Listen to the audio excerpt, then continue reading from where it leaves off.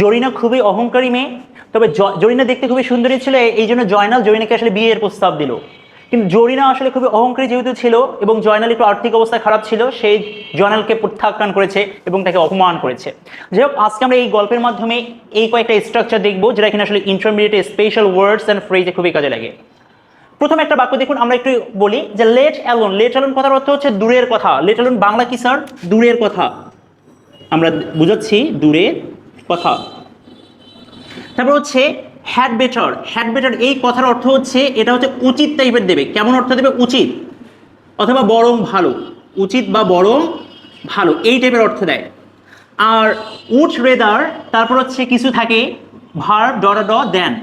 এটা হচ্ছে দুইটা কাজ একটার থেকে আরেকটা করা ভালো, মানে এটার চেয়ে ওটা করা ভালো এই টাইপের অর্থ দেয়। এটার চেয়ে ওটা করা ভালো অথবা উচিত। ঠিক আছে, তো এখন আসলে আমরা প্রথমে গল্পে ফিরে যাই।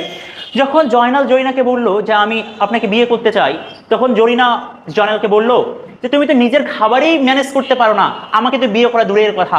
তাহলে যে দূরের কথা মানে কি? লেট অ্যালোন এই বাক্যটা এরকম আছে, you can not eat daily, তুমি প্রতিদিন খেতেই পারো না।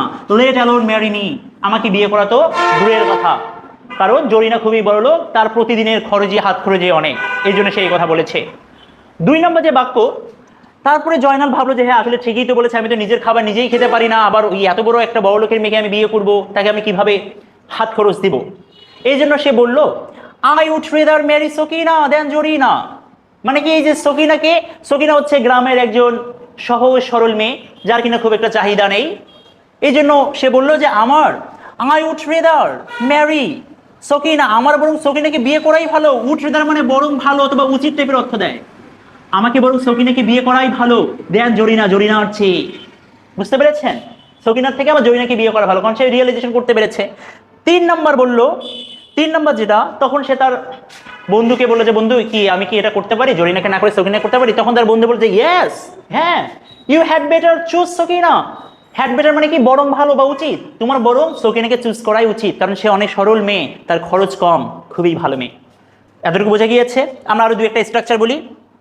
You can not buy a bicycle, তুমি একটা বাইসাইকেল কিনতে পারো না। লেট অ্যালোন আ কার, একটা গাড়ি কেনা তো দূরের কথা।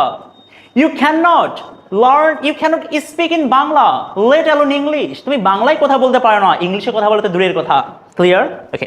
2 নম্বর, I would rather marry Sakina, এর বদলে আমরা লিখতে পারি, এই যে আমরা ছোটবেলায় একটা বাক্য মুখস্থ করেছিলাম, I would rather die then beg, আমি ভিক্ষা করা চেয়ে বরং মরেই যাব। I would rather stay at home than play with my friends, বন্ধুদের সাথে খেলা করার চেয়ে বরং আমি বাড়িতেই থাকবো। বোঝা গিয়েছে?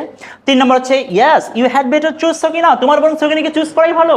you had better study, তোমার পড়াশোনা করাই ভালো বা উচিত। you had better go to Rangpur, তোমার রংপুর যাওয়াই ভালো। you had better not to choose Zarina, এই যে আমরা এর সাথে নটও ইউজ করতে পারি, তোমার বরং তখন উচিত না নট টু চুজ জরিনা, জরিনাকে পছন্দ না করাই ভালো। যাই হোক, আজকে এই ক্লাসটা আশা করি খুবই বুঝতে পেরেছেন। যদি ভালো লাগে তাহলে আপনি রিয়াকশন দিতে পারেন, কমেন্ট করতে পারেন, and you can share this class with your friends. Thank you, আসসালামু আলাইকুম।